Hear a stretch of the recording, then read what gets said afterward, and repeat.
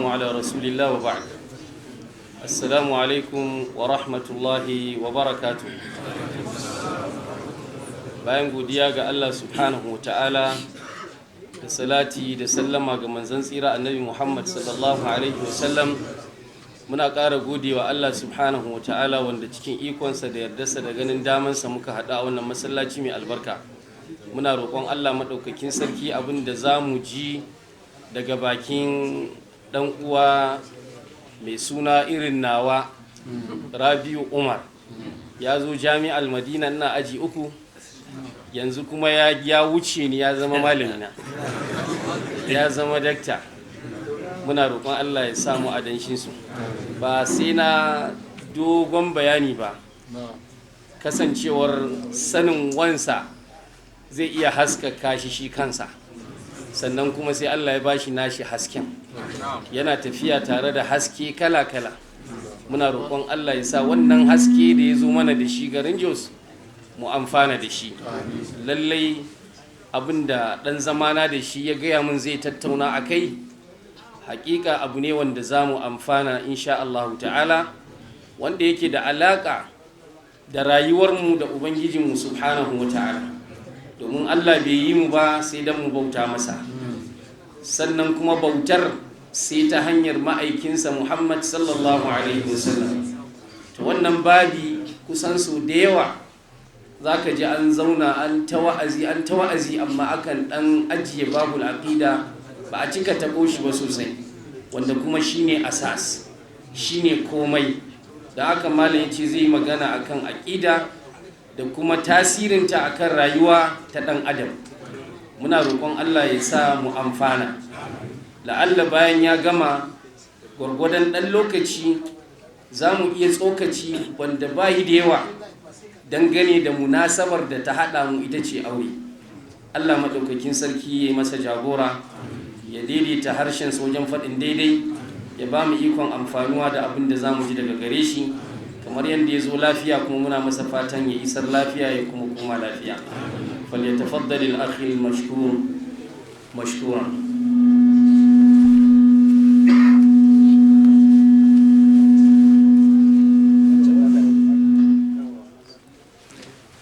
أعوذ بالله السميع العليم من الشيطان الرجيم. بسم الله الرحمن الرحيم.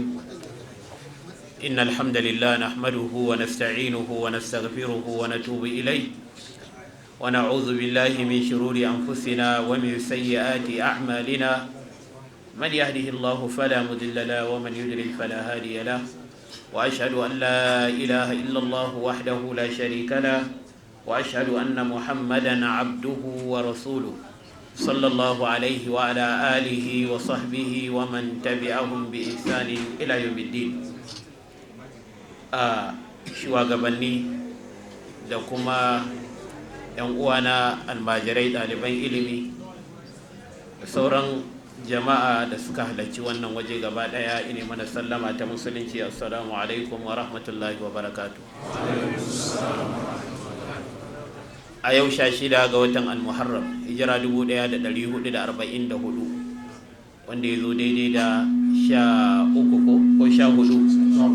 14 ga watan 8 miladiya 2022. Godiya ta tabbata ga Allah maɗaukakin sarki da ya haɗa mu a wannan masallaci na 'yan doya a cikin wannan gari na Jos a cikin jihar Filato, don taya ɗan uwanmu ko dan munasabar aure da dan uwanmu ya ƙara. Muna masa addu'a irin wadda annabi sallallahu alaihi wasallama ya koyar, barakallahu lak wa baraka alaik wa jama'a bainakuma bi khairin. Kuma muna roƙon Allah madaukakin sarki ya sanya albarka cikin wannan aure, ya ba su zurriya ta gari, ya kare duk wani abin ƙi. Kuma Allah madaukakin sarki muna roƙon sa ya sanya albarka a cikin gidajenmu gaba ɗaya. Duk da munasaba aure ce ta tara mu, to amma na zaɓi in yi magana akan wani maudu'i daban saboda abubuwa guda biyu. Abu na farko, an bar min kofa a buɗe, an ce in zaɓi abinda nake ganin ya dace mu tattauna. Abu na biyu kuma, abinda ya shafi aure baya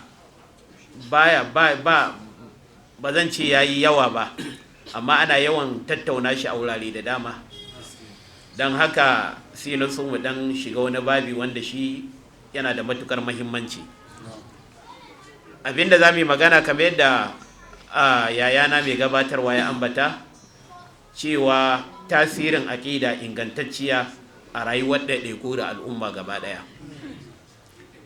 Wannan al'umma, manzo Allah sallallahu alaihi wasallama ya zo ya same ta ne cikin ɗimuwa da ɓacewa da bautawa wani Allah maɗaukakin sarki na daga abubuwa daban-daban, rana, wata, taurari da duk wani abin da ka sani wanda bai cancanta a bauta masa ba. Kuma a tsarin zamantakewa ana zaman mai karfi shine shugaba, shine babba, shine mai yin abin da ya ga dama, wanda bai da karfi kuma sai yadda aka yi da shi. Rayuwa ce dai shigen irin rayuwar dabbobi. Kaɗan ne mutane wanda suke kan tafarki madaidaici, kamar yadda hadisin da Imam Ahmad ya rawaito, inna Allah nazara ila ahli al-ardi fa maqatahum jami'an. Allah ya kalli mutanen da suke bayan ƙasa gaba ɗaya, sai Allah ya ƙi su gaba ɗaya, illa baqaya min ahli al-kitab. Sai wasu mutane kaɗan daga cikin wanda suke kan addini na wanda ya gabata na ahlul kitab. To manzo Allah da yazo ya fitar da wannan al'umma daga cikin wannan duhu na bata, na shirka, na kafirci, ya ɗora ta akan haske na imani da tauhidi da kaɗaita Allah da tsoron Allah. To wannan abu da manzo Allah ya zo da shi sallallahu alaihi wasallama ya gino akan rukunai, kamar yadda manzo Allah ya faɗa, buniyal islamu ala khamsin. Akwai rukunan musulunci guda 5. Abu na farko, shaidawa babu abin bautawa da gaskiya da cancanta sai Allah, kuma annabi Muhammad sallallahu alaihi wasallama manzon Allah ne. Wannan shine abu na farko, kuma shine tushe, kuma shine tubali.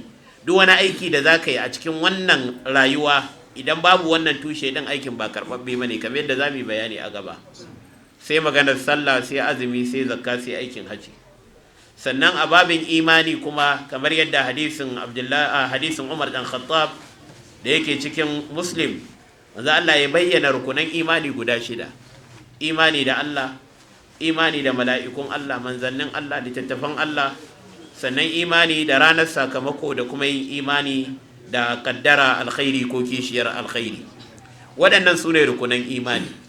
To abinda ake son mutum ya ƙudirce a cikin zuciyarsa, tun daga abin da ya shafi wannan imani ɗin, waɗannan rukunai da na ambata na imani da Allah, da imani da mala'iku, da imani da littattafan da Allah ya saukar, da imani da manzannin Allah, da imani da tashi bayan mutuwa, cewa in an mutu za a tashi, da yin imani da kaddara alkhairi ne ko sharri, da sauran abubuwa da suka shafi a itiqadat. Wannan shi ake kira aqida. An kira abin aqida domin abu ne da ake so ka kulle shi a zuciyarka, ka yi imani da shi, ka kulla shi a cikin zuciyarka. Wannan shi ake kira aqida. Idan aka yi itlaqi, aka ce aqida, aka yi shiru, ko aka ce al-aqidatul islamiyya, to ana nufin wannan abubuwan da na ambata, amma daidai da yadda ahlus sunna wal jama'a suke kai, daidai da yadda manzon Allah sallallahu alaihi wasallama ya karantar, kuma sahabbansa suka tafi akai, hakanan magabata, hakanan tabi'ai. Wannan shi ake kira da al-aqida al-islamiyya, ma'ana abinda manzon Allah ya koyar na kudiri na zuciya da ake son mutum ya kudirce a zuciya, yi imani da shi, ya yadda da wannan abu, da abinda sahabbansa suka tafi a kai, kamar yadda manzo Allah ya karantar da su, da abinda magabata wanda suka biyo bayan suka tafi a kai, irin yadda manzon Allah ya karantar. Wannan aqida tana da matukar tasiri wajen gyara rayuwar mutane ɗaiɗaiku da kuma al'umma gaba ɗaya. Mahimmanci ne babba, kamar yadda muka ambata, ita ce tubali, ita ce gini, ita ce tushe. Kamar yadda ka san gini ba zai tsaya ba sai an mai ma'ana tushe, sai an mai gini asasi daga ƙasa. Idan ba a yi ba zai zauna ba. To haka aƙida take dangane da musulmi ko dangane da addini gaba ɗaya. Dukkan ayyuka gaba ɗaya ba sa tsayuwa sai kan aƙida ingantacciya. Aƙidar farko shine imani da Allah, zama musulmi. Duk wanda ba musulmi ba in yayi aiki mai kyau a wannan rayuwa bai da lada a wajen Allah. Duk yadda aikin ya kai da kyau ba zai samu lada ba a gurin Allah, don me? Saboda ba musulmi bane. Allah ya ce wallazina kafaru a'maluhum kasarabin biqi'atin yahsabuhu az-zam'anu ma hatta idza ja'ahu lam yajidhu shay'a wa wajada Allah 'indahu fa waffahu hisaba wallahu sari'ul hisab. Allah ya ce waɗanda suka kafirta, wallazina kafaru, waɗanda suka kafirta a'maluhum, ayyukansu kasarabin, kamar kawalweniya ne. Kawalweniya shine abinda mutum zai hanga daga nesa ya ɗauka ruwa ne, sai ya zo ita rabba ruwa bane. Idan rana ta take musamman akan kwalta sai ya hango abu kamar ruwa, sai ya je ita rabba ruwa bane. To haka ayyukan kafirai suke, kasarabin biqi'atin, kamar wannan kawalweniya ne a wani guri da yake fako, yahsabuhu az-zam'anu ma, wanda mai ishirwa yana ɗauka ruwa ne, hatta idza ja'ahu lam yajidhu shay'a, sai ya zo ya tarar babu komai. To haka ayyukan kafirai suke. Kafirai suna yin ayyuka suna zaton suna da lada a wajen Allah, suna zaton cewa in sun je lahira akwai abin da za su samu. To amma sai sun je lahira su tarar babu komai. Wa qadimna ila ma amilu min amalin faja'alnahu haba'an mansura. Allah ce za mu gabatar da abin da suka aikata na kowane irin aiki, za mu sanya shi ya zama abin shekewa toka. A ranar za su yi nadama, sannan ga tsananin ishirwa da suke bukata amma babu ruwa din. To haka nan ayyukan kafirai ke. Wannan aya tana gwada mana ashe duk wanda bai da imani in yi aiki to aikin ma'ana shirme ne. Iya abin da zai iya samu a duniya, in Allah ya ga dama ya ba shi duniya. In ya ba da sadaka, Allah ya ƙara mai lafiya. In ya yi kaza, Allah ya ƙara masa abin da yake na arziki. In ya yi kaza, amma a lahira bai da komai a wajen Allah maɗaukakin sarki. Kisa Ibn Kasir al'allama, babban malami da ya zo yana tafsiri, da ya zo faɗin Allah wa qadimna ila ma amilu min amalin faja'alnahu haba'an mansura, sai ce wa hadha yawmul qiyamah. Wannan zai faru ranar tashin alkiyama. Kafiri zai tadda ayyukansa ya zama abin shekewa. Hina yuhasibu Allahu li'ibad, lokacin da Allah zai wa bayi hisabi ala ma amiluhu min khairin wa sharrin, akan da abin da suka aikata na alkhairi ko sharri. Fa akhbara annahu la yatahassalu li ha'ula'i al-mushrikeen min al-a'mal. Sai Allah ya ba mu labari mushrikai ba za su samu komai ba daga waɗannan ayyuka, allati zannu annaha manjatan lahum, ayyukan da suka ɗauka za su tsira da su. Sai Allah ya gaya mana ba za su samu komai ba. Wa zalika li annaha faqadat ash-shart ash-shar'i, dan aikin ya rasa sharadi na shari'a. Mila ba dan haka ba maganar imani, ba dan Allah akai ba a tsarkake Allah wajen aikin ba. Wa immal mutaba'a li shar'illah, ko kuma aikin ba a kwaikwayi manzon Allah a cikin aikin ba. Ma'ana wannan babin bid'a kenan. An yi aikin kila wanda ya aikin musulmi ne, amma kuma da ya tashi aikin bai yi aikin a bisa koyarwar manzon Allah ba sallallahu alaihi wasallama, ya yi aikin ne a bisa koyarwar wani daban. Sai Ibn Kasir ya ce fa kullu amalin la yakunu khalisan wa ala shari'ati al-mardiyya fa huwa batil. Duk wani aikin da ba a yi dan Allah ba, kuma ba akan shari'ar da manzon Allah ya zo da ita ba, aikin batacce ne. Fa a'malul kuffari la takhlu min wahidin min hazaini. Duk ayyukan kafirai ba sa fita daga waɗannan abubuwa guda biyu, ko dai ba a yi su dan Allah ba tunda ba ikhlasi ba tauhidi, ko kuma ba a yi yadda manzon Allah ya koyar ba. Wa qad tajma'uhuma ma'an, zama ayyukan za su iya hada waɗannan abubuwa guda biyu. Fatakunu ab'ada min al-qabuli hina idhin, idan suka hada abubuwa guda biyu to sun yi nisa da karba. Da haka wannan yana nuna mana muhimmancin aqida. Kula da aqida da bata muhimmanci yafi kula da abinci, ya fi kula da abin sha, ya fi kula da tufafi. Domin da aƙida ne mutum yake rayuwa ta hakika. Idan ba aƙida, ba tauhidi, ba imani, to mutum matacce ne ko da yana tafiya a bayan ƙasa.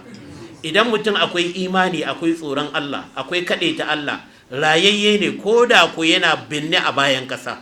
Don haka kenan aƙida ita ce tushe. Da aƙida ne zuciya take tsarkaka, ayyuka suke daidaita, ake karɓar ɗa'a. Da aƙida ne ake ɗaga darajar mutane a lahira. Idan aƙida ta lalace ko ta ma'ana samu matsala, to duk waɗannan abubuwa za su tafi. Ibn Taymiyyah, Sheikhul Islam, yana cewa wa aidan al-mukhalifuna li ahli al-hadith hum mazinnatu fasadil a'mal.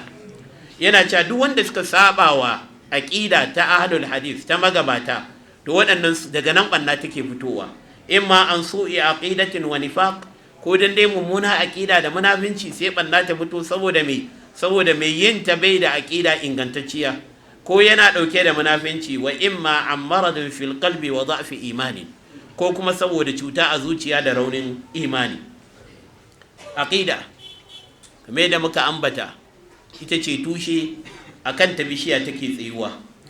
Idan aqidarka ta zama kakkarfa, tabbatacciya, ingantacciya, sai ta ba da rassa, sai ta ba da 'ya'yan itace nunannu masu daɗi, masu ƙanshi. Alam tara kaifa daraba Allahu masalan kalimatan tayyibatan, sai Allah ce mai ka shajaratin tayyiba.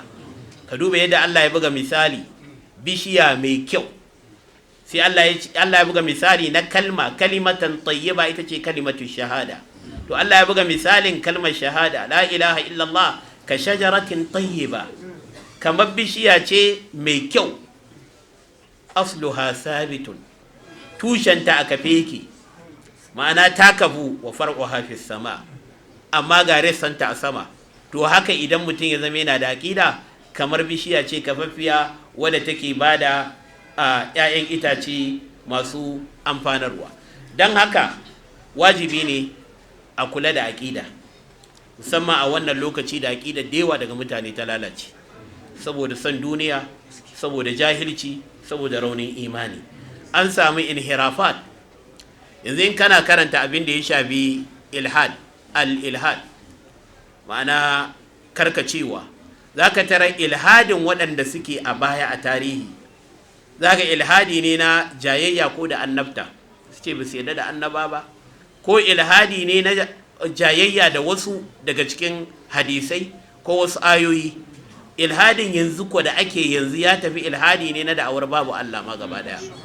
Idan kwamite ce babu Allah, to duk gaba ɗaya komai na rayuwa ya rushe, komai daga sani na rayuwa ya rushe. Wani malami yana cewa ya je a wata ƙasa inda ya sauka, sai ya shiga wata jami'a, sai ga ana yin taro akan halaye, al-bu'dul akhlaqi fil adyan, matsayin halaye da yadda matakin halaye yake a cikin addinai. Ce to abin da ya bashi mamaki, sai ga a cikin wanda suka zo dan su ba da faifa a gurin, sai bayanin matsayin halaye da ɗabi'u a addinai, akwai mulhidi wanda bai da akwai Allah ba. Sai yake tunani wannan akan me zai gina bayanin shi, saboda idan na ce ga gaskiya ga ƙarya, gaskiya mai kyau ce, ƙarya mai kyau ce, ta ina na samu wannan? In na ce kaza sharri ne, kaza alkhairi ne, kaza daidai ne, kaza ba daidai ba ne, akan me nake gina wannan? Ai sai in akwai addini.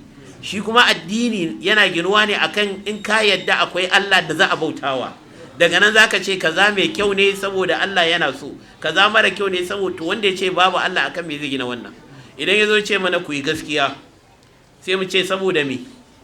Ina zai ba mu dalilin da zai nuna gaskiya a basu ce, da me zai dogara? To don haka ilhadin da ake a wannan lokaci yana wajabta mana kula da aƙida da ba ta muhimmanci. A aƙida tana da tasiri mai yawa a rayuwar ɗaiɗaikun mutane. A wannan ɗan takaitaccen lokaci ba za mu iya bayanin su gaba ɗaya ba, amma ga wasu daga ciki. Abu na farko, kamar yadda muka faɗa, da aƙida ne ake karɓar ayyuka a wajen Allah. Aƙida ingantacciya, da su ne ayyuka suke zama karɓaɓɓu a gurin Allah. Idan kuma ba a bauta wa Allah, idan ba aƙida ingantacciya, Allah baya karɓar duka ayyukan da aka gina. Allah yana ba mu labari, yana gaya mana haɗarin shirka da karkacewa da barin ingantacciyar aƙida. Allah yana cewa wa man yushrik billahi فكأنما خر من السماء فتخطفه الطير أو تهوي به الريح في مكان سحيق. Allah yana cewa duk wanda ya hada Allah da wani, kamar ma ana mutum ne ya fado daga sama, ya sukuto ya runtumo daga sama, kuma ya taho kafin ya ka kasa, kuma tsuntsu ya wafce shi, ko iska ta dauke shi ta wani guri da shi. Shi wannan ayar tana nuna cewa wanda bai da imani, bai da aqida ingantacciya, kamar wanda ya fado daga sama ne. Kaga wanda ya faɗo daga sama komai zai iya haɗuwa da shi, ko dai tsuntsu ya cafe shi, ya gutsutsura shi, haka nan mushriki wanda ya bar tauhidi bai yi imani da Allah ba, haka nan shedanu za su ja shi su kacancala shi su jefa shi inda yake ba na daidai ba, addininsa da duniyarsa gaba ɗaya ta tafi. Kamar yadda dalilai na alkur'ani suka nuna, Allah baya karɓar aiki sai ingantacce, sai wanda aka gina kan aƙida. Haka dalilai suka nuna mana idan an samu aƙida kuma Allah yana karɓa. Ma'ana abin da nake nufi, akwai dalilai da suka zo suka gwada ayyukan kafirai ba a karɓa, to kuma akwai dalilai suka gwada mana ayyukan da ake karɓa na muminai ne. Allah yana cewa man amila salihan min zakarin aw unsa wa huwa mu'minun falanuhyiyannahu hayatan tayyiba wa lanajziyannahum ajrahum bi ahsani ma kanu ya'malun. Allah ya ce man amila salihan, duk wanda ya aikata aiki na kwarai, aiki na gari, min zakarin aw unsa, daga namiji ko mace. Wajen aiki na kwarai babu bambanci, mace in ta yi Allah zai ba ta lada, haka nan namiji. Sai dai Allah ya ka sharaɗi ya ce wa huwa mu'minun, amma da sharaɗin yana mumini. Wannan jimla wa huwa mu'min jimla ce haliyya, domin wawul hal ne. Huwa damirul fasli mabniyin ala al-fathi fi mahallin raf'i mubtada. Mu'min khabar mubtada, wal jumla min al-mubtada'i wa khabarihi fi mahallin nasbi halan.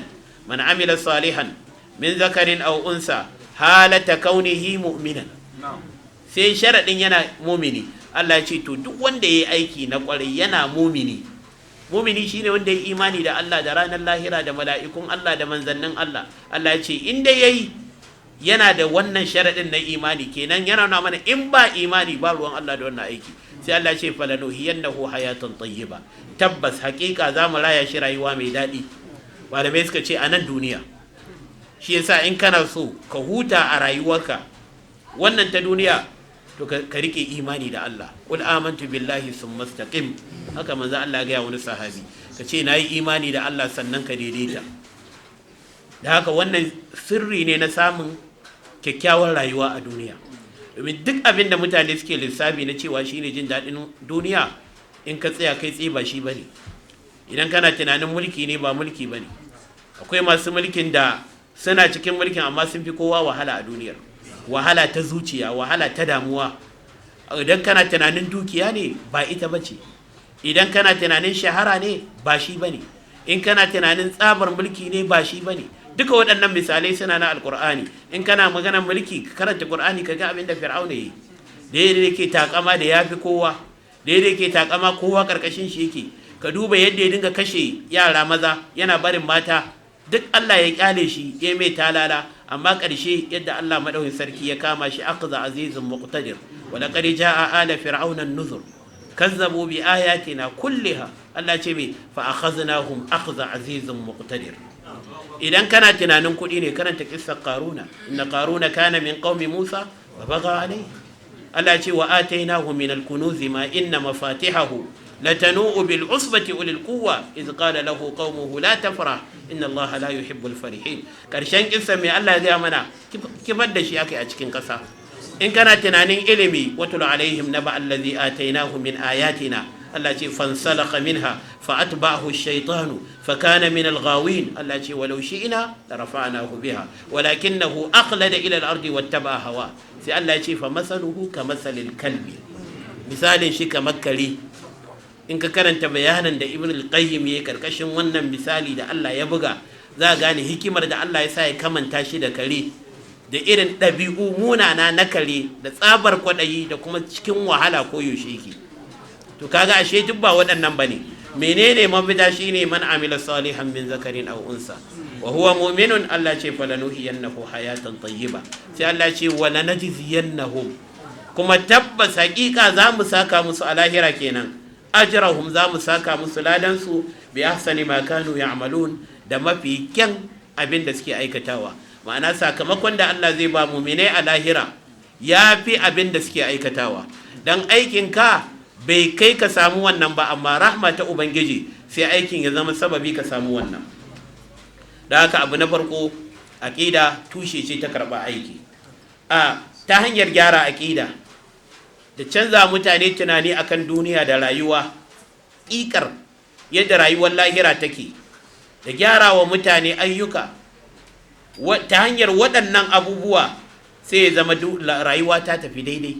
Kuma ba yadda za a ka canza mutane tunani, ka gyara musu abubuwan da suke da ƙudiri da shi akan duniya da lahira, sai ta hanyar imani da ilimi. Sai ta hanyar imani da ilimi, domin ta hanyar imani ne mutum zai fahimci ma me manufar samar da shi. Ta hanyar imani da ilimi mutum zai gane menene manufar ya rayu a wannan rayuwa din. Shin Allah ya halice mu don mu ci abinci ne? Allah ya halice mu don mu sha? Allah ya halice mu don mu kwanta? Allah ya halice mu don mu tara? Allah ta yaya za ka gane wannan? Sai ta hanyar imani da ilimi. Shi yasa Allah maɗaukakin sarki ya yi mana bayanin irin matsayin wanda bai samu shirya daga Allah maɗaukakin sarki ba. Allah ya sifata shi cewa kamar wanda yake cikin ruɗuwa ne, kamar wanda yake cikin ma'ana ɗimuwa ne. Allah maɗaukakin sarki ce, qul anad'u min dunillahi ma la yanfa'una wa la yadurruna wa nuraddu ala aqabina ba'da idh hadana Allah. Sai Allah ce, kallazi istahwathu ash-shayatin fil ard hayrana lahu ashabun yad'unahu ila al-huda atina. Allah yana gaya mana ka ce yanzu zamu bauta wa wani Allah abinda ba zai amfani ba, ba zai cutar da mu ba, kuma mu dawo mu koma kan shirka bayan Allah ya shirye da mu zama kamar wanda shedane suka ja, kamar wanda shedanu suka bizga, ya zama ya rikice a duniya. Waɗannan suna kiran shi nan, wannan suna kiran shi nan. Da haka idan ka duba, Abdullahi dan Abbas yana cewa wannan misali ne Allah ya buga mana na ababen bautawa koma bayan Allah, da wanda yake kira zuwa ga bauta waɗannan abubuwa din, da waɗanda suke kira, da kuma misalin waɗanda suke kira zuwa ga Allah maɗaukakin sarki. Misalin masu kira zuwa ga bauta wa Allah da masu kira zuwa ga wani Allah, kamar mutum ne ya bace a hanya, sai ya ji mutane na kiran shi, wani yana ce masa wane taho ga hanya, a gefe guda kuma ga wasu na ce masa wane taho ga hanya. Idan ya bi mai kiran farko to zai jefa shi zuwa ga halaka, amma idan ya mai kiran shi zuwa ga shiriya to zai jefa shi zuwa ga tabarki madaidaici. To wanda ba bi imani sai ya bi tabarkin wanda zai jefa cikin bata, daga nan sai ya bace. A wani mawaki arne ne wanda ake kiran shi Iliya Abu Madi ya samu kanshi cikin wannan rudu, kuma ba shi kaɗai ba, arna da yawa irin wannan rudin suke rayuwa. Yana cewa ji'itu la a'lamu min aina walakin ataitu wa laqad absartu qaddami tariqan famadaitu wa sa'abqa sa'iran in shi'tu am abaitu kaifa ji'tu kaifa absartu qaddami kaifa absartu tariqi lastu adri. Yace to ni dai gani nazo, daga ina nazo? Ni dai gani nazo. Yace ni dai naga hanya gaba na kurin na kama binta, kuma zan ci gaba da tafiya ko na ki ko na so tafiya nake. Yace to amma ya akai na so? Kaifa absartu tariqi, ya akai naga wannan hanya lastu adri, ni ban sani ba. Ajadidun am qadimun, ajadidun an qadimun ana, wai ni sabo ne ma yanzu aka samar da ni ko dama can ina nan ne? Ajadidun am qadimun ana fi hadha alwujudi, hal ana hurrun taliqun am asiru fi quyudi. Shin wai ni ina da ma yanci a sake nake ko a cikin sarka nake?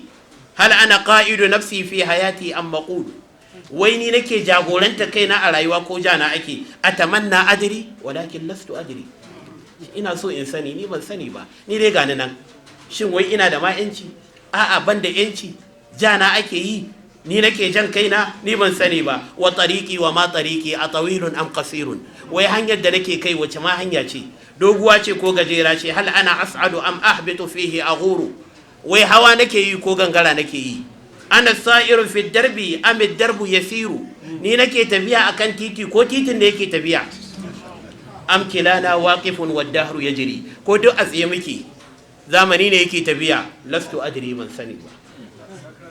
A wara al-qabri ba'da al-mauti, wai bayan kabari, bayan an mutu akwai ba'sun wa nushuru, wai za a tashi mutane? Fa hayatun fa khuludun am fana'un wa dusuru, wai akwai ta rayuwa ne ko kuna an kare shi kenan an tafi a kalamun nasi sidqun am kalamun nasi zurun abinda mutane suke faɗa gaskiya ne ko ƙarya ne a sahihun anna ba'da nasi yajri lastu adri ni wai gaskiya ne wasu mutane sani ban sani ba haka yayi ta waƙe yana bayanin ɗimuwa da yake cikin rayuwa amma kai musulmi karanta kul inna salati wa nusuki wa mahyaya wa mamati lillahi rabbil alamin la sharika la ayata ba da amsa duk wannan ɗimuwar da yake ciki me yasa Allah ya halice ka lillah me yasa zaka mutu lillah aikin ka da kake lillah duk me kake kul inna salati wa nusuki wa mahyaya wa mamati lillah kenan kai musulmi kana rayuwa me saboda Allah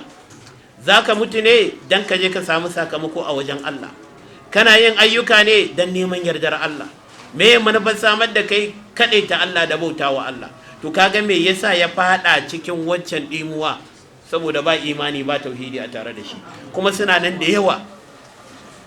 yawa da haka mu musulmi mu muminai masu bautawa Allah muna ci abinci dan ma'ana mu rayu muna cin abinci dan mu rayu mu bautawa Allah shi kuma kafiri yana rayuwa dan ya ci mu kuma muna rayuwa ne muna ci dan mu rayu mu bautawa Allah shi kuma yana rayuwa ne dan ya ci da haka ba su da wata manufa da ta wuce wannan ibn al-qayyim rahimahullahu ta'ala yana cewa halin na'imu illa na'imul qalbi akwai wata ni'ima ne da jin daɗi na duniya face wanda yake zuciya wa halil azabu illa azabul qalbi akwai wata azaba da ta wuce azabar zuciya wa ayyu azabin ashaddu min al-khawfi wal hammi wal huzni wa dhiqi as-sadri wa iradihi 'ani Allahi wad dar al-akhirah ibn al-qayyim yace wace azaba ce tafi irin tsoro da damuwa da bakin ciki da kuncin zuciya da bijirewa Allah da bijirewa lahira akwai azabar da ta kai wannan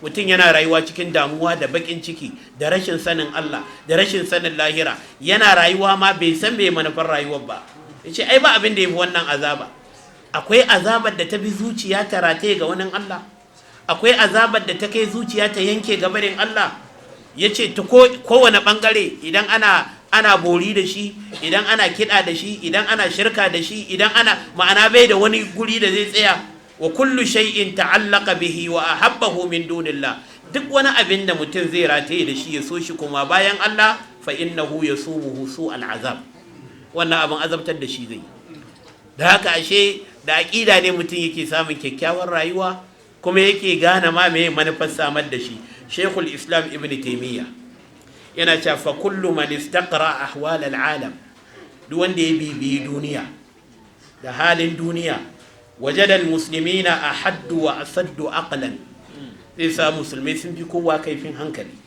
sun fi kowa dacewa a wajen hankali wa annahum yanaluna fil muddati al-yasirati min haqa'iq al-ulumi wal a'mali adhafa ma yanaluhu ghayruhum fi qurunin wa ajyal yace duk wanda ya bi tarihi na duniya zai ga musulmi a ɗan lokaci ƙanƙani sukan yi ilimi da ayyuka ninkin ba ninkin wanda wani suke yi a shekaru da ƙarnoni masu yawa ma'ana musulmi cikin lokaci ƙanƙani suke iya haifar da abu mai amfani suke iya amfana da al'umma yace wa kazalika ahlus sunnati wal hadisi haka nan ahlus sunna ma'abuta hadisi tajiduhum kazalika mutamatti'in aka same su suna cikin irin wannan na jin dadin yace wa zalika dalili kuwa li anna i'tiqad al-haqq as-sabit yuqawwi al-idraka wa yusahihuhu aqida ingantacciya tana gyara mutun tunani tana kuma sita shi da haka nan da nan sai ga ya amfanar da al'umma in kana son ga misali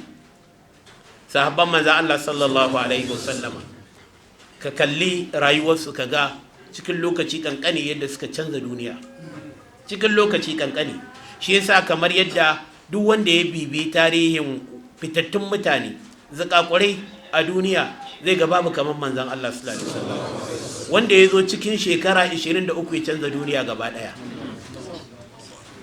saboda me saboda kyakkyawar aqida da kyakkyawar imani da Allah madaukakin sarki da haka ibnu taymiya ce in kana so ka ga wannan karanta fadin Allah wallazina hatadaw zadahum huda wanda suka shirya sai Allah ya kara musu shirya walau annahum fa'alu ma yu'azuna bihi sai Allah ce lakana khairan lahum wa ashadda tasbita wa idhan la'atainahum min ladunna ajran azima wa lahadainahum siratan mustaqima. Kaga idan dai za su yi aiki da abin da aka karantar da su aka umarce su da shi to Allah ya ce duk za mu ba su wannan. Da haka hatta yanzu koma bayan da muke gani a rayuwa ta musulmi ba komai bane ajiyewa karantarwa alkur'ani da sunna ne. Idan za mu koma kai to za mu zama mu ne a harar, mu ne kuma za mu ja duniya gaba daya, sai dai a biyo mu a baya. In ka karanta tarihin shigan musulmi kasar Andalus da irin ci gaban da suka kawo da yadda cikin lokaci kankane suka canza kasar, to za ka gane haka. In ka karanta tarihin shigan musulmi Misra kafin su zo da yadda ake rayuwa cikin kunci da wahala, da bayan an zo Amr bin al-As da sahabban da suke tare da sun shigar da musulunci Misra, kaga yadda al'ummar Masar suka samu canji, za ka gane abin da ake nufi. Har yau in ka kalli har a ƙasar mu, in ka bi tarihi yanzu duk inda ka je ka tadda ana rayuwa irin ta dabbobi, za ga rayuwa irin, za ga arna ne a gurin arnanci ne yawa. In kana so ga rayuwa mai kyau mai tsafta da hankali da tunani, inda musulmai ne suka fi yawa. Har yanzu aka san mun ana maganar al'umman da suke rayuwa a bayan dutse ba sa sa tufafi, suna tafiya tsirara, zaka tarar ba musulmi bane a gurin. Su waye suke koya musu sanya tufafi, su koya musu ilimi da karatu, musulmai ne. Hatta arnan kasan nan ba su waye ba sai da musulmai suka zo. Ma'ana musulunci yayi karbi, gwargwadon yadda musulunci yayi karbi gwargwadon yadda ake wayewa. Kai daga jin wata magana ta arne ka san ba wayewa a tare da shi, amma idan ka ji maganar musulmi ka san akwai wayewa. To wannan misalai ne suna nan da dama. Dan haka ajiye karantarwar alkur'ani da sunna shine mai da musulmai baya, amma in za su rike alkur'ani da sunna za su haskaka duniya. Shi yasa ko lokacin da mai jan kunne mai yan mulkin mallaka suka zo kasan nan, sun samu al'ummar musulmi da tsarin su na ilimi, yanda ana karanta alkur'ani sannan da tsari na karantarwa da shugabanci. Idan ka duba ko daular Shehu Dan Fodiyo, mu ba bakake ne, ba laraba bane, ajamawa ne, amma ka duba da me ake tafiyar da daular da larabci, a rubuta wasiƙa da larabci. Duk inda ka je gidan sarki za ka samu masallaci a gefe, sarkin nan shi zai ba da sallah, shi zai jagoranci al'umma wajen al'amura. Ashe muna da wayewa, mutum gabanin wani bature ya zo da wayewa. Don haka wannan tunani na musulmi da aka canza musu tunani, suke ganin ba za ka waye ba sai ka zama ma'ana kana da ilimin zamani, ko ba za ka waye ba sai ka riƙe kaza. A'a, in ka riƙe alƙur'ani da sunna za ka zama cikakken wayayye, domin ba ki dahumi ba jahili irin wanda bai san ubangijinsa ba, irin wanda bai san Allah da zai bautawa ba. Ina abin sha'awa ga arni da zai bayan gida ya sa tolu beba ya goge ya ja ruwa ya wanke tolin din, shi ba duburan shi da ke jikin shi ya goge da tolbe ba, amma ya wanke gurin da ya ba gida da. Ina wayewa anan?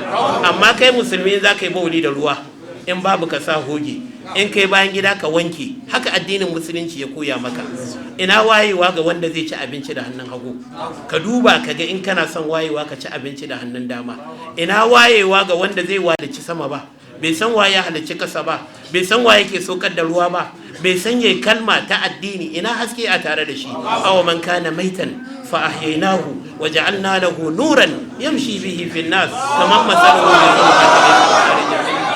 to dan haka da aqida ne ake samu waɗannan abubuwa.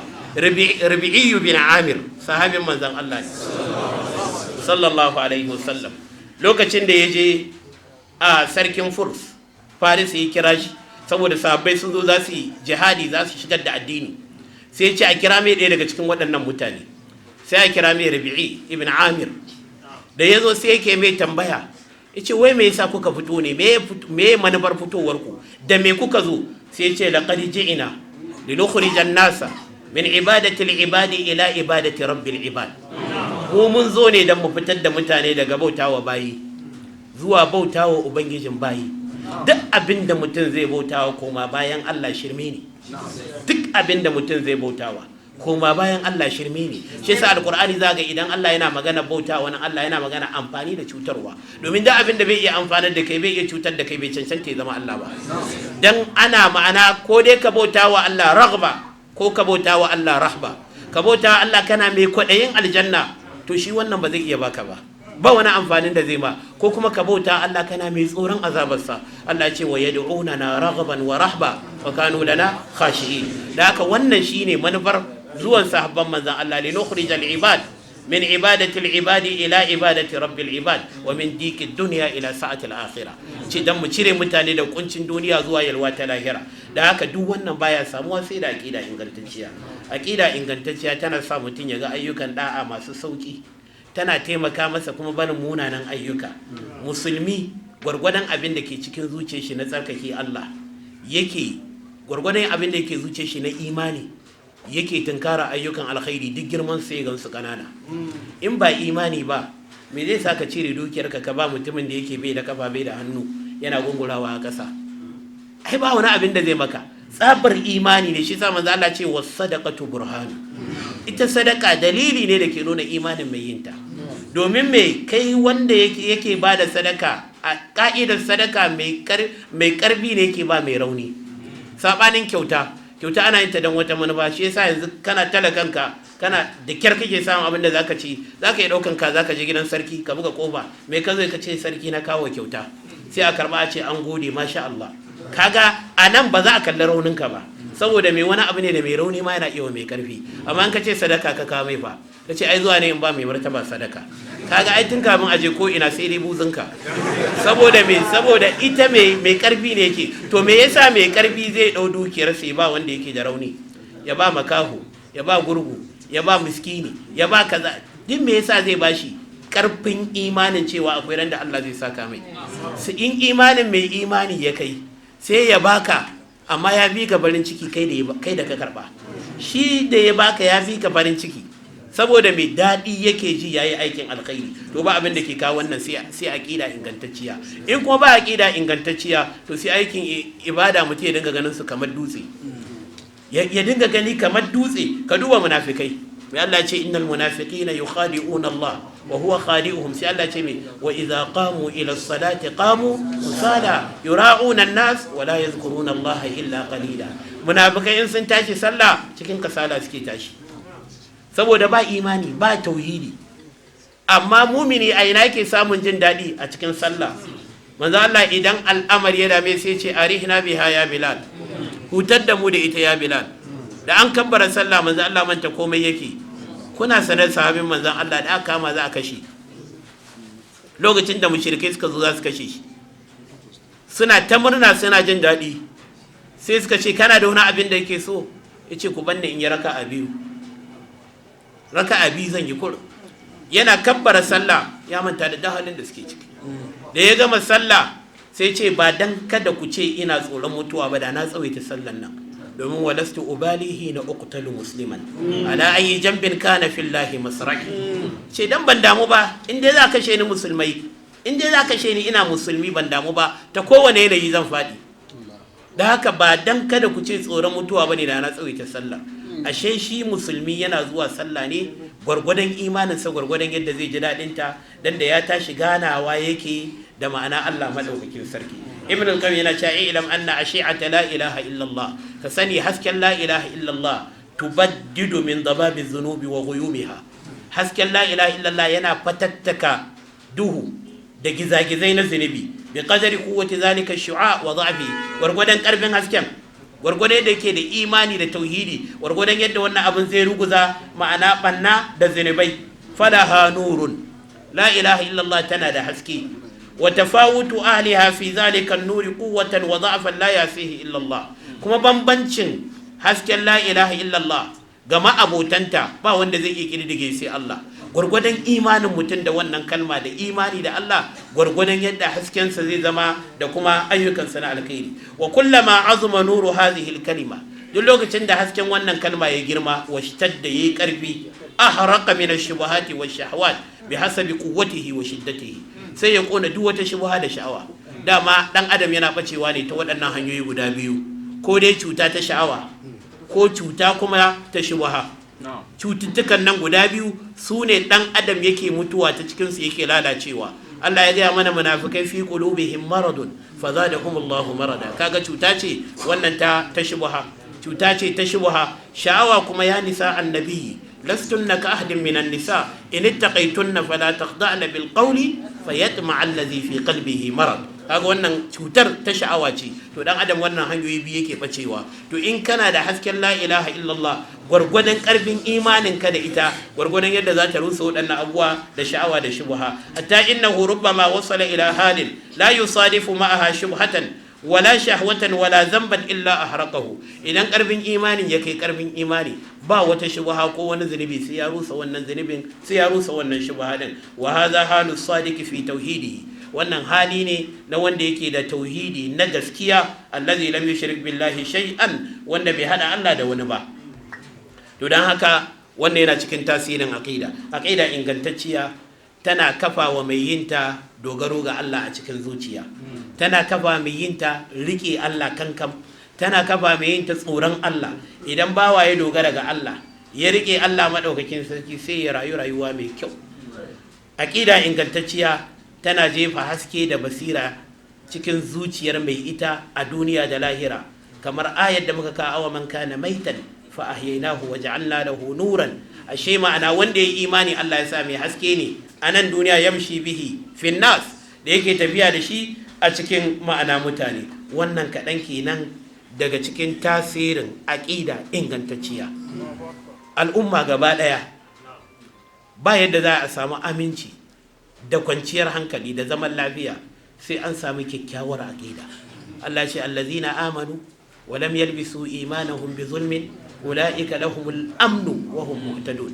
Wanda suka yi imani ba su haɗa imaninsu da shirka ba, to Allah ya ce suna da aminci kuma su suna kan shiriya. Fal amnu wal imanu mutalazimani, imani da aminci da kwanciyar hankali a haɗe suke. Fa kullama zada al imanu zada al amnu, in imani ya karu sai nutsuwa ta karu.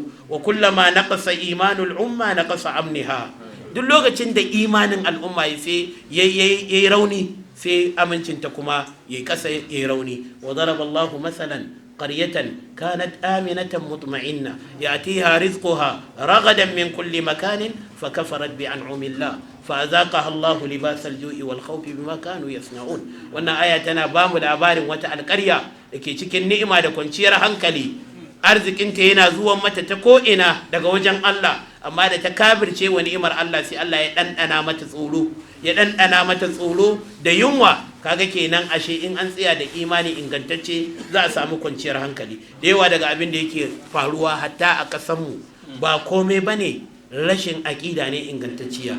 Waɗannan masu kama mutane su garkuwa da su, da yawa ko mafi yawancinsu musulmai ne, musamman muna magana wanda suke nahiyar mu ta nan arewa maso yamma, da ma'ana nahiyar arewacin ƙasar nan gaba ɗaya. Balma waɗanda suka je gurin ko suka yi mu'amala da sun tabbatar da cewa wasunsu ba sa barin sallah, in lokacin sallah suna tashi su sallah. Amma me yasa suke wannan aiki? Raunin imani, kamar bu su yadda da imanin su da alkiyama bai zama imani cikakke ba. Imanin su da cewa Allah qadirun ala kulli shay, mai iko ne akan dukkan komai, bai zama cikakke ba. Abdullahi dan Mas'ud kamar da hadisi yake Bukhari yace na daga bulala zan daki bawana, na daga kenan sai na ji a bayana ana ce min ka sani ya Abdullah, Allah ya fi ka iko akan bawan nan fiye da yadda ke da iko akan shi.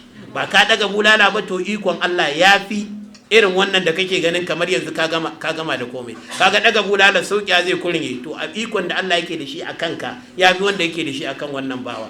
Idan har waɗannan masu wannan aiki suna da cikakken imanin da cewa Allah maɗaukakin sarki zai iya kama su ta duk inda ba sa zato, Allah zai iya kama su ta hanyar abin da suke ci, Allah zai iya kama su ta hanyar abin da suke sha. Allah idan ya ga dama sai ya rike ido kwaya ɗaya tak, in Allah ya rike shi shikenan mutum ya gama rayuwa, ya gama lalacewa. Ciwon hannu in Allah ya sanya wa mutum, ko haƙori yana ciwo, ko ma'ana a ce ɗan yatsa, ko zazzabi, ko ciwon kai, ko fitsari ya fita, ko mutum ya gaza yin bacci, ban mutum kalau amma ba zai iya yin bacci ba. Duk waɗannan abubuwa ne da Allah cikin minti ɗaya zai halaka ɗan adam. To kaga wanda yake da wannan imani yaushe zai je ya afka irin wannan sabo din? Kaga ashe rashin kyakkyawar aƙida da kyakkyawan imani shi je ba su cikin wannan. Har ka ji mutum yana albahari, yana cewa in naga dama sai in yi kaza, yo in naga dama sai in yi kaza, kai ma sai in kama ka, kuma sai in mu kaza. Ya manta da cewa Allah da ya halicce shi ya fi iko akan shi fiye da yadda yake ganin yana da iko akan wannan. Da haka kun ga kenan idan an samu kyakkyawan aƙida, to za a samu rugo zunubai da ayyuka. Waɗannan kisan mutane da ake yi, daga wani ya kashe mutum don ya tara duniya, wani ya kashe mutum don mulki, wani ya kashe mutum don kaza, duka me yake ja wannan raunin aƙida? Idan mutum yana da aƙida ingantacciya, ya yi imani da faɗin Allah, duk wanda ya kashe mumini da gangan, Allah yake cewa wa man yaqtul mu'minan muta'ammidan fajaza'uhu jahannamu khalidan fiha wa ghadiba Allahu alayhi wa la'anahu wa adda lahu azaban muhin azima. In mutum ya yi imani da wannan, babu shakka ba yadda za a yi ya tunkara abin da ya shafi kisan rai. To don haka wannan yana cikin abin da aƙida take haifarwa a cikin al'umma zaman lafiya. Kyakkyawar aƙida tana haɗa kan mutane. Shi yasa in kana neman abin da ke raba kan mutane, bid'a da shirka da sabon Allah. Amma addini haɗa kan mutane yake. Addini bai san boda ba, addini bai san launi ba, addini bai san yare ba. Duk waɗannan abubuwa suna narkewa idan akwai magana kalmar shahada, idan akwai maganar tauhidi. Idan kuma addinin ingantacce ne, za ga iri ɗaya ne. Shi yasa in ka zo nan za ka yi sallah, in ka je Makka za ka yi sallah, in ka je Amerika za ka yi sallah, in ka je Rasha za ka yi sallah, in ka je Faransa za ka yi sallah, za ga duk iri ɗaya ake yi. Dan me? Dan addinin ya haɗa kan mutane. Amma in ba addini bane, to za ka samu ya bambanta. Yana yadda ake a nan ba haka ake a can ba, ba haka ake a can ba. Amma addini na Allah guda ɗaya ne. Qul inna ad-dina inda Allahi al-Islam. Addini a gurin Allah shine musulunci. To kaga yana cikin tasirin aƙida ga al'umma, tana haɗa kan al'umma su cure su zama abu guda ɗaya. Abu na ƙarshe da zan ambata, an nuna min lokaci yayi. Ana samar da wannan aƙida ne ta hanyar karantarwa da ilmantarwa. Dole ne sai an sanya littattafai da malamai suka rubuta da suke bayanin abin da ya shafi sanin Allah, imani da Allah, da mala'ikun Allah, da manzannin Allah. Sai an karanta mutane alƙur'ani, shi ne tushen aƙida. A fito da mutane ma'anonin alƙur'ani su dinga jin su gaddan tariyan kama unzil, kamar yadda aka saukar. Tana ana haɗa mutane da Allah maɗaukakin sarki. Shi yasa dole ne mu ci gaba da wajen tafsirinmu, wajen ƙulla alaƙa tsakanin rayuwarmu da littafin Allah. Kada ma'ana tafsiri irin wanda da ake iyaye da kakanni, kurin a ja baki a fassara, ba tare da an ƙulla alaƙa tsakanin aya da rayuwar da mutane suke ciki ba. Kaga irin wannan tafsirin baya ma'ana gyara mutane, ya ɗora mutane akan abin da ya cancanta. Dole ne sai an karanta alkur'ani, an fassara shi, an yi rabin shi da rayuwar mutane. Kuma shi alkur'ani yana cikin mu'jizar shi, ya dace da kowane zamani da kowace al'umma. Ubangiji Allah ya mana gamdakatar, ya dora mu kan tafarki madaidaici. Abinda muka faɗa daidai, Allah ya ba mu lada. Wanda ya zama kuskure ne, Allah ya ba mu ikon gyarawa. Subhanakallahumma wa bihamdika, ashhadu an la ilaha illa anta, astaghfiruka wa atubu ilayk.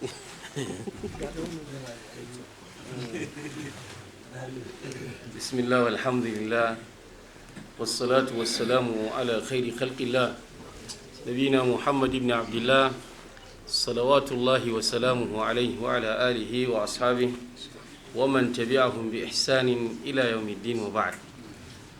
Assalamu alaikum wa rahmatullahi wa barakatuhu maratan ukhra. Na sake dawowa bayan na gabatar da ɗan uwa abokin gwagwarmaya wajen da'awa mai suna na Rabi'u Umar, kuma mun ji saƙon da ya zo mana da shi. Tabbas wannan saƙon kaɗai da ya zo da shi ya ishi mu tashi a nan mu gode wa Allah cewa mun yi baƙo na gari. Sai dai abin da ya mun daɗi da ya yi magana akan aƙida, ba don komai ba sai don halin da muke ciki musamman a wannan gari. Mun kasa fahimtar, yanzu kila wani a yau ya gane me aƙida, domin da mun yi saɓani da kai a cinikin tumatir sai a ce ba ka da aƙida.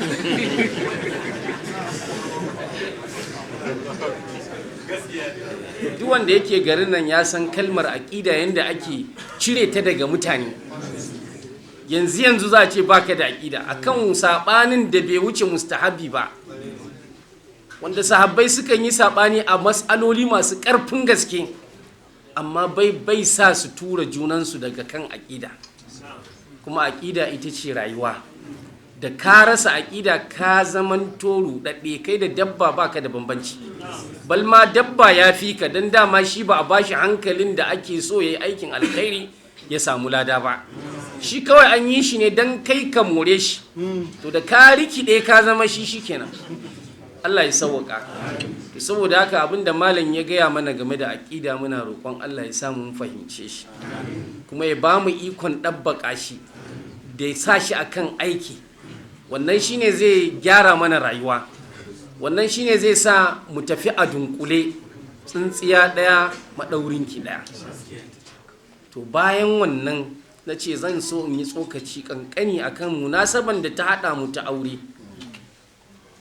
Yayin da muka tsinci kanmu yanzu a wannan zamanin, za mu ƙara fahimtar hadisin annabi sallallahu alaihi wasallam da ya ce tazawwajul walud alwadud, ku haifi ku auri mace mai ‘ya'ya da za ku hayayyafa.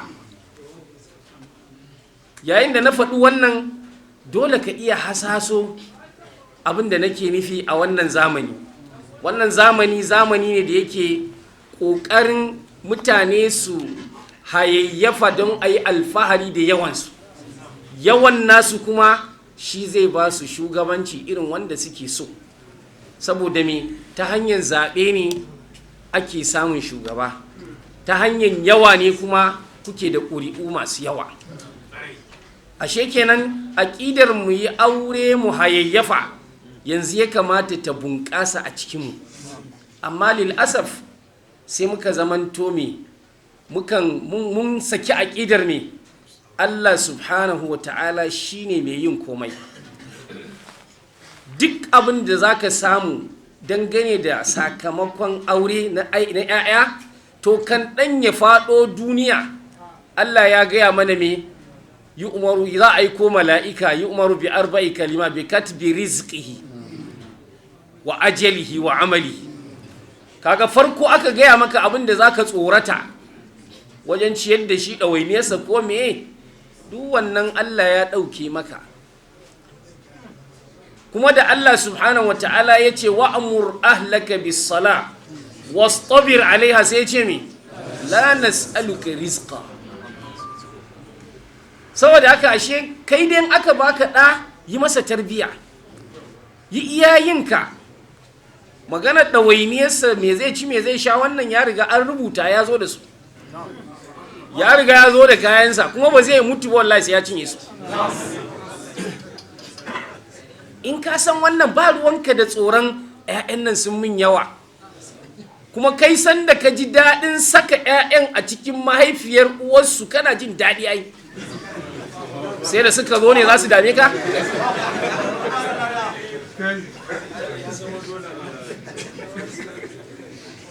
To saboda haka ashe ya kamata mu dawo cikin hankalinmu da aƙidarmu na gane me, Allah yana son mu da mu hayayyafa.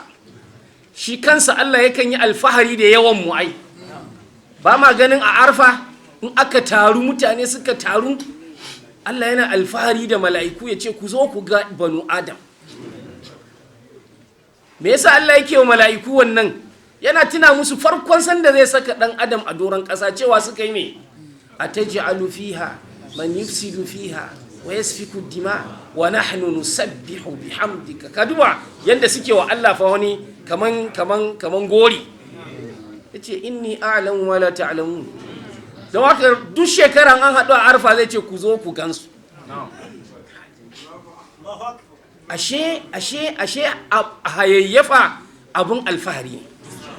Idan iri ya zo, annabi sallallahu alaihi wasallam ya ce ku fita gaba ɗaya, mazanku da matanku ku fita, har masu al'ada duk su fita, saboda abokan gabanku da sun ganku wannan zai tsorata su, zai firgita su.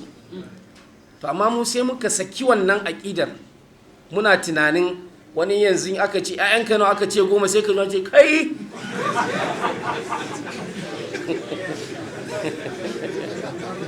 Allahul musta'an.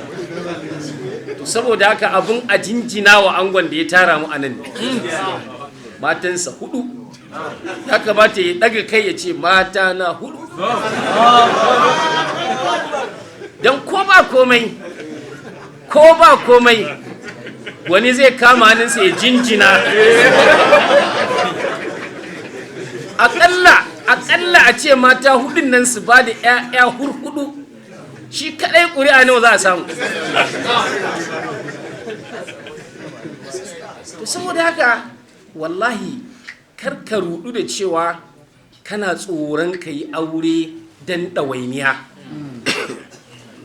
a ɓangaren marasa shi in suka yi yunkuri suka yi aure ba fa marasa shi irin ƙaddin nan ba fa don karka ɗauka hadisin bahaushe nake ma in talauci yayi yawa ka yi aure wai in ya ƙaru ka ƙara in ya ƙaru ka ƙara to ko za ka bar gari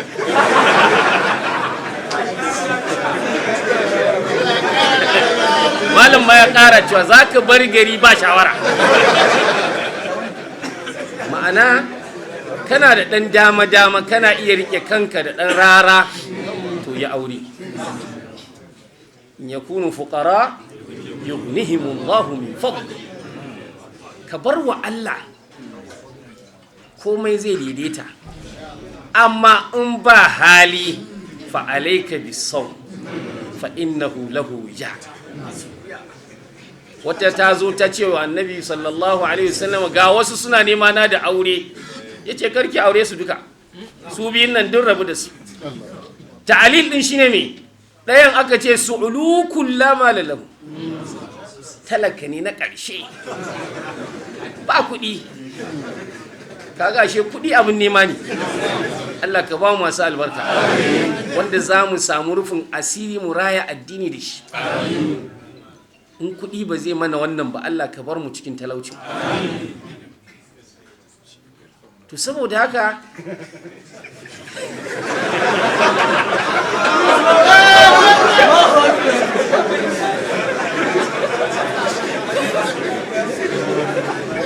wato da wuyan gaske a ce mutum ya yadda da talauci ya gamsu lokaci ɗaya ya gamsu don me wato hibbunan mala bal tu'thiruna alhayata ad-dunya wannan shine kawai wani dai gara dai a bamu dai mai dan da bale to ai cewa ne in kuɗi ba zai maka sanadin aljanna ba to a barka da talaucinka akwai daga cikin bayi wanda ba za su bauta wa Allah ba in ya musu kuɗi wallahi talaucin da suke ne kake ganin su a sahun farko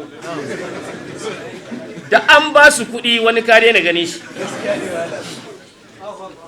ba irin masu kuɗin da bane da talaka suka ce za ba alid dusur bil ujur sun sifanta su da me yusalluna kama nusalli wa yasumuna kama nasu sannan kuma wa yatasaddaquna wa la natasaddaq to mu yanzu masu kudin mu in ka tara anguwa manyan masu kudin anguwan su kaje aka kira sallah ba lalle ka gansu ba shi bai san cakuduwa da talakawan sai waɗanda Allah ya zaba to su kuma sukan so su bayar inna ma nutimukum liwajhi Allah la nuridu minkum jaza'an wala shukura to ala kulli hal dai auren nan da ya tara mu abun so ne abun yi ne don haka an samu hali a daure a yi inda halin ƙari a ƙara inda halin na uku a ƙara amma karka yadda ka je sahun ƙarshe wa in khiftum alla ta'dilu to ne sahun ƙarshe to karka yadda agun duk da cewa ba laifi bane fa ya fi dai wanda bai da shi yawwa ko ba haushe ce da ƙyar na tsira ya fi da ƙyar aka kama ni amma dai na tsira yi to Allah ya sa mu tsira gaba ɗaya Allah muna roƙonka ka albarkaci wannan taro ka albarkaci wannan aure ka kuma sa mu yi koyi da wannan ango inda hali Allah muna roƙonka wayannan baƙi namu da suka zo Allah ka mai da su gida lafiya assalamu alaikum wa rahmatullahi wa barakatuh بسم الله الرحمن الرحيم الحمد لله رب العالمين وصلى الله على النبي الكريم وبعد أيها المسلمين السلام عليكم ورحمة الله وبركاته وعليكم السلام الشيخ رابي عمر نكانو الشيخ رابي عمر نجوس muna yi muku fatan alkhairi muna kuma yi muku fatan alkhairi Allah ya ƙara muku albarka yadda kuka zo kuka raya wannan majalisi Allah madaukakin sarki ya raya ya ƙara raya mana imani a cikin zuciya Malam Rabi'u Umar na Kano wataƙila wasu ba su san ɗan tarihinsa kaɗan ba zan ɗan tuna muku wani abu da ya faru da shi tun yana ɗan yaro matashi wasu malamai suka je suka ce na almajiran Jafar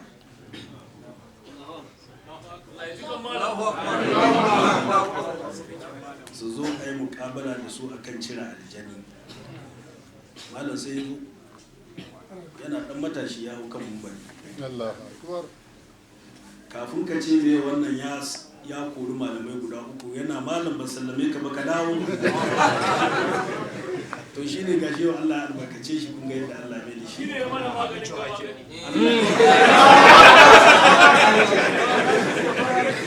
Ubangiji Allah ƙara wa albarka da namu gaba ɗaya. Saboda haka malam Naziru da muka taru saboda munasabar aurenka muna kare maka addu'a ta alkhairi kamar yadda malam Rabi'u na Jos ya yi maka addu'a ta alkhairi. Allah ya kara wa wannan aure albarka, sa kai adalci tsakanin waɗannan mata. Kuma gaskiya abin da malam ya faɗa wanda yake da mata ɗaya gaskiya bai san daɗin aure ba. Gaskiya.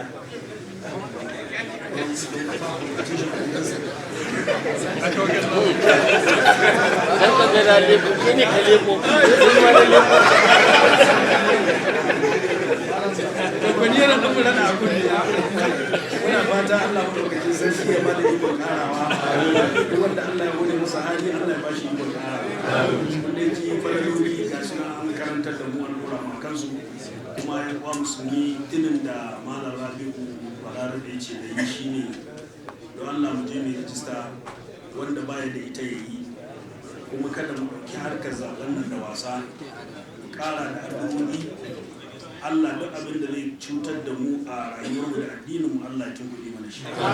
Allah duk wani shugaba da ba na gari bane Allah madaukakin sarki ya mana hijabi tsakanin da shi. Allah ya azurta mu da shugabanni na kwarai, in zaɓen da ya zo Allah ya samu gan shi lafiya, Allah ya samu ga bayan sa lafiya. Malaman da suka zo daga nesa da malam da tawagarka Allah ya mai da ku gida lafiya. Assalamu alaikum. بسم الله الرحمن الرحيم. لك الحمد لله والصلاة والسلام على سيدنا رسول الله ما بعد. السلام عليكم ورحمة الله وبركاته.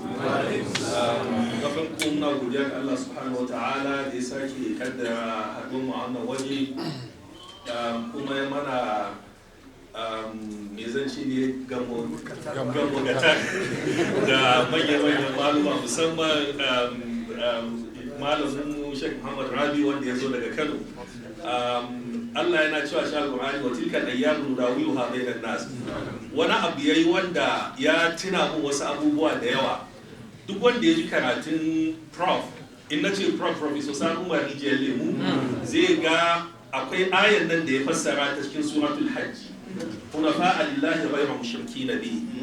In ma baka ji baka je ka ji.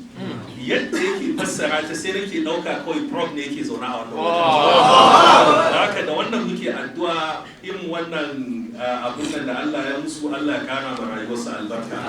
Kuma muna roƙon mala Allah ya sa wannan shine zuwan farko da zamu ta ganin ka ba tare da an ɗauki lokaci ba. Malam Rabiu ya yi tsokaci da yawa wanda ni ma akwai wasu matakai da na shirya har na dan fara sassauta wasu. To muna fatan Allah ya haka yana miya ba matakan ba ko an gane ne. Muna roƙon Allah mu ma wannan auren da yadda muke ji ake ta yi muke ta zuwa kuma Allah ya ba mu zuciya ni. Zuciya ne duk irin ka in baka yi zuciya ba za ka iya yi. Akwai da yawa daga cikin manya-manyan maluma wato al'amarin mace ya wuci wasa ba abin dariya bane. Wallahi wata matan in ta daure ka wallahi baka ko motsi ba za ka yi. So babu mamaki muna ɗaya daga cikin wanda aka daure, amma daurewa da kama wanda biyu da soyayya so wannan shine sai ka ga kamar ba za ka sake samun irin ta ba. So amma muna roƙon Allah ya sake ya sa mu hango irin waɗannan da za su iya daɗa mata mu cikin girma da dai sauransu. Malam muna roƙon Allah yadda ka zo lafiya Allah mai da kai lafiya. Shi kuma ango muna masa fatan alheri. Jiya na gaya masa ba 3-star general bane, ya zama 4-star general. So muna addu'a Allah ya baka ikon yin adalci tsakaninka da iyalanka, Allah ya baka ikon tarbiyyantar da 'ya'yanka. Kamar yadda malam ya faɗa so da yawa wallahi ba auren ne ba a sani ba, amma ya magana da aka yi akan aqida. duk ya haɗa irin abubuwan da mutane suke tsoro. In ka yadda Allah ne ke, Allah ne zai yi, to babu damuwa. Ba wai wadata ba ce ko arziki da yawa suke hana su aure, fitintunu da abubuwan da yake faruwa. Akramakallahu, ina da wani aboki dan sanda yake bani labari, ya ji ya auro wata mata, ran da ya auro ta aka shiga gidansa aka kashe uwar gidansa a Kaduna. Da aka zo ana bincike ya nisa, wallahi sai aka gane ita amaryar da ta shigo ita ta sa aka kashe uwar gidansa. Sannan ya fara a Abuja, wannan bai aure ta ba ma, ta haɗa kai da malaman su aka ce ai matarsa ta gida ce, muddin dai tana raye ba zai aure ta ba, tasa aka je aka kashe ta. So irin wayannan abubuwan muna roƙon Allah ya kare mu, amma dai muna addu'a Allah ya ba mu zuciyar ba a ɗauka ko da za mu yi ba.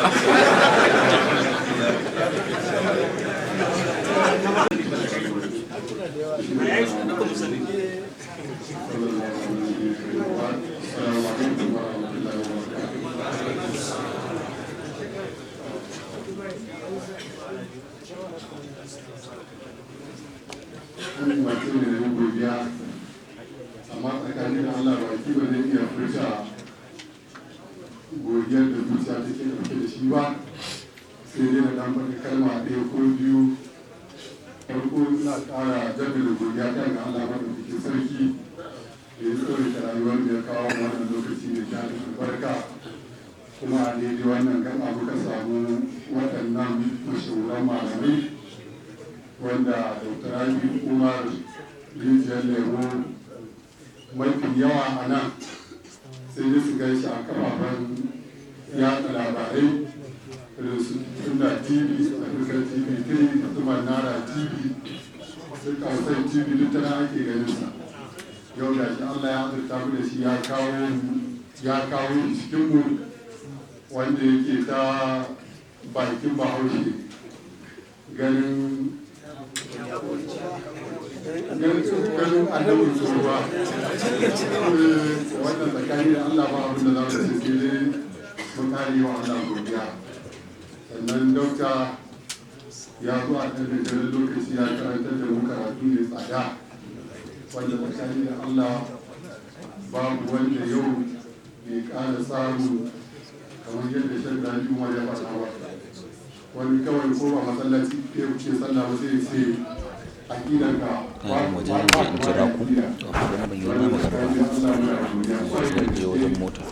Kuma shi an gode kokari wannan tunani a wannan aure, muna roƙa masa Allah ya sa abin da zai faru zuwa duniya ta sanadiyar wannan auren ya zama Dr. Rabiu Naziru Jos, na biyu a sami Sheikh Rabiu Naziru Jos, na uku a sami Sheikh Aliyu Naziru Jos, na hudu a sami Adam Naziru Jos. Allah ya yi wannan aure albarka, Allah ya sa albarka, kuma yadda kuka karantar da mu gashi kowa yana farin ciki, kowa kan tuwo bakinsa da ya yake da jin daɗin abin da yake.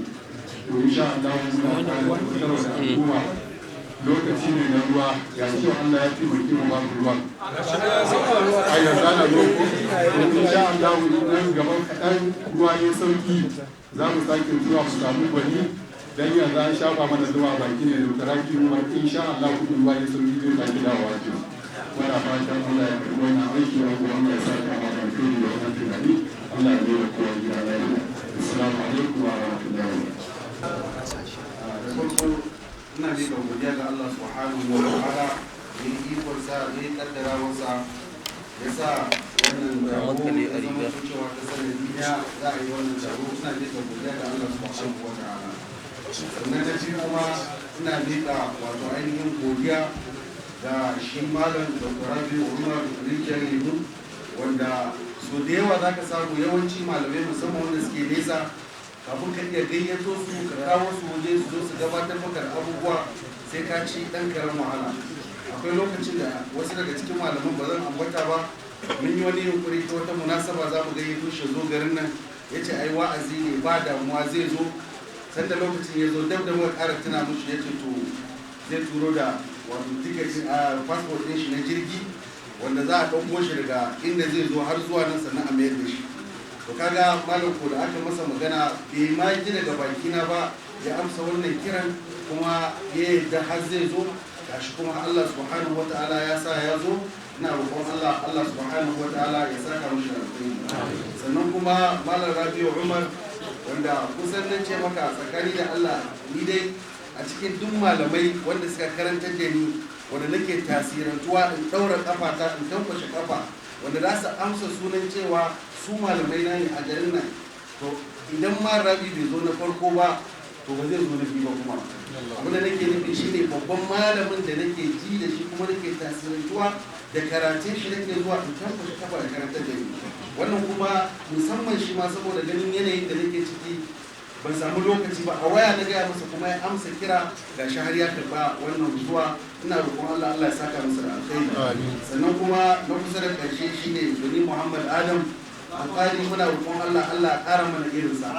Cikin maganar da Marabi ya yi wasu bayanai wanda a dukiya Allah ya baka kuma a ce kana amfani da ita ta inda Allah yake so, kusan ce shine aya a cikin wanda kowa ya san wato shi gwani tun da Allah subhanahu wataala ya sa aka kafa dutse. Ni da ya sani na dai ban taba ganin matashin da Allah ya azurta shi da dukiya yake kuma kokarin ya kashe ma al'umma dukiyar ba, wallahi kamar shi. Wanda kowa ya shaida tun daga kan malama har zuwa ɗaliban ilimi har mahaddatan alƙur'ani sun san cewa in dai a fito da darajar su ce a ɗaukaka su, a fito da su a idon duniya a sai kema su, duk garin nan ban cire maka ba, duk garin nan kowa ya tabbata ba wanda zai daga masa dan yaro.